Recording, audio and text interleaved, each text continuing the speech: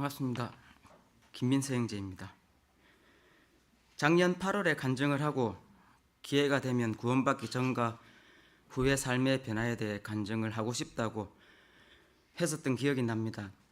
원래는 금방 하려고 했었는데 갈등을 하게 되었습니다. 그렇게 갈등하던 중에 김금동 형제님께서 간증 언제 할 거냐고 하셨던 기억이 납니다.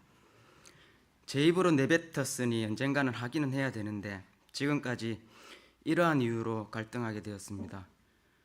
잠언 18장 17절 말씀, 자기 사정을 먼저 말하는 자가 옳은 것 같으나 그의 이웃이 와서 그를 자세히 살피느니라.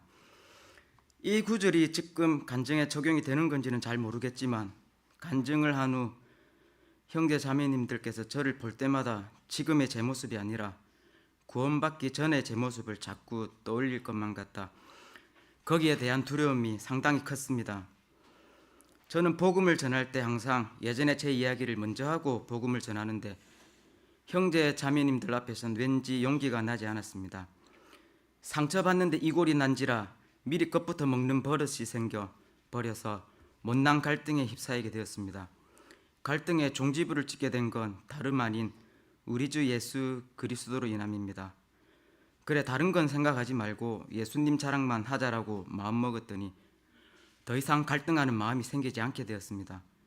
저는 어려서부터 20대 때까지는 어딜 가나 너무 착하다라는 말을 항상 듣고 다녔습니다.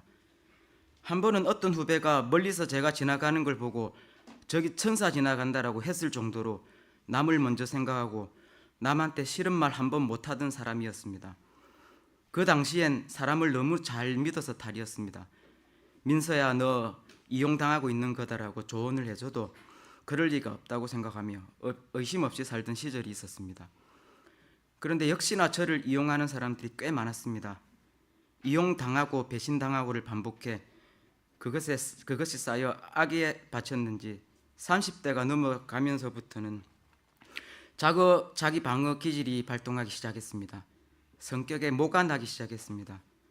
사람을 믿지 못하기 시작했습니다. 싫은 말 한 번 못하던 제가 아주 날카로운 말로 상대방 가슴에 못을 박기 시작했고 세상 모든 상처를 다 끌어안은 사람처럼 그렇게 저의 상처가 다인 줄 아는 사람으로 변해갔습니다.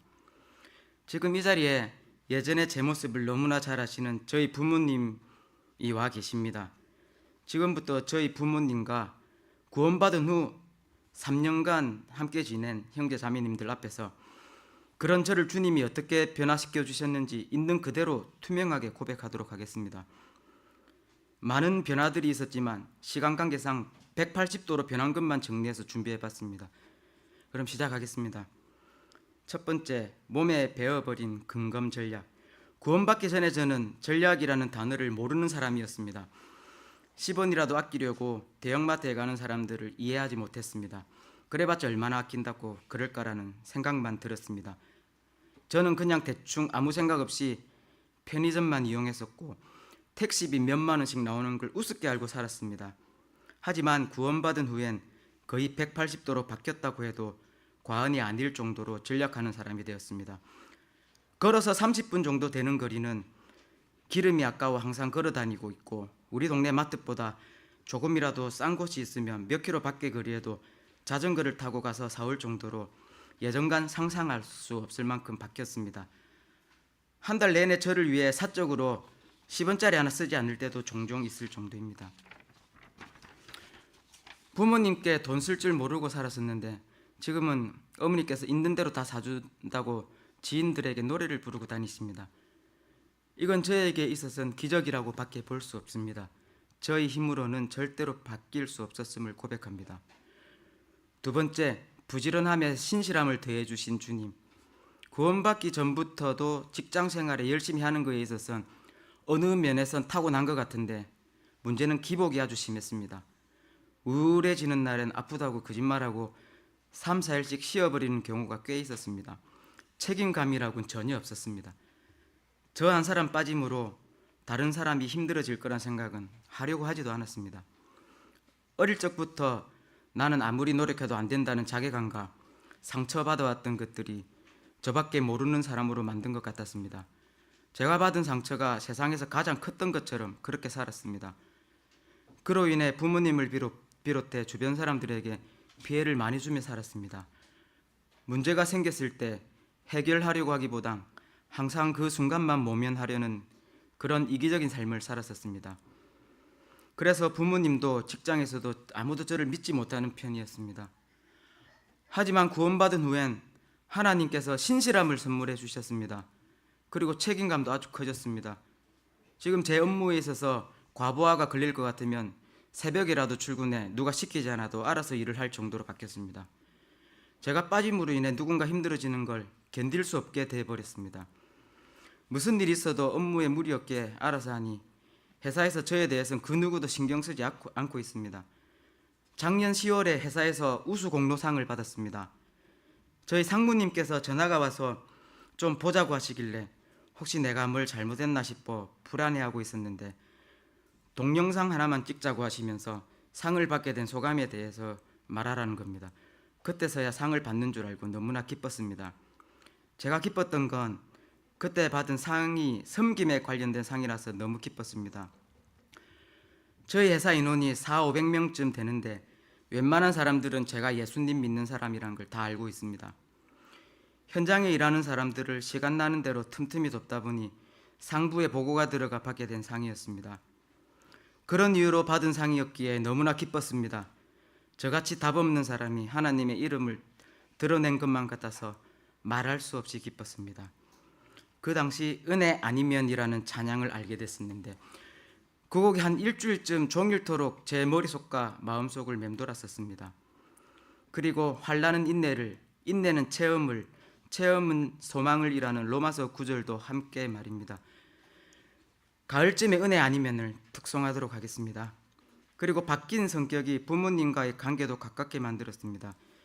예전엔 부모님과 대화가 전혀 없었습니다. 다녀왔습니다라는 말 외엔 몰래 술을 사들고 와서 제 방에서 술만 먹는 생활을 했으니까요. 그런데 지금은 어머니와 농담도 장난도 꽤 많이 하고 많이 웃습니다. 이제 저는 꽤나 밝은 사람이 되었습니다. 세 번째, 솔직함. 저는 예전에 입만 열면 거짓말이었습니다.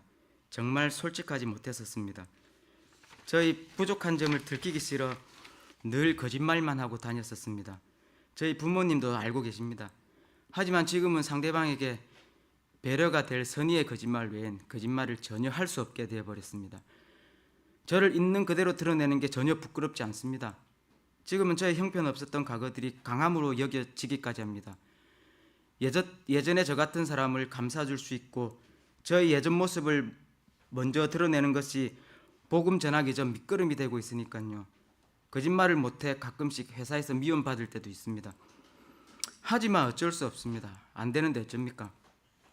마지막으로 네 번째, 허황된 욕심.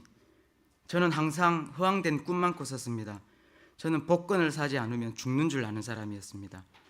일요일부터 로또를 구매해서는 자기만의 세상에 갇혀 일주일 내내 허황된 생각만 하며 살았었습니다. 그런데 예수님을 영접한 후 단숨에 끊어버리게 되었습니다. 그렇게 된 건 놀랍게도 허황된 욕심들이 거품같이 사라졌기 때문입니다. 본향의 소망을 가지게 되니 세상 것들이 시시하게 느껴지기 시작했습니다.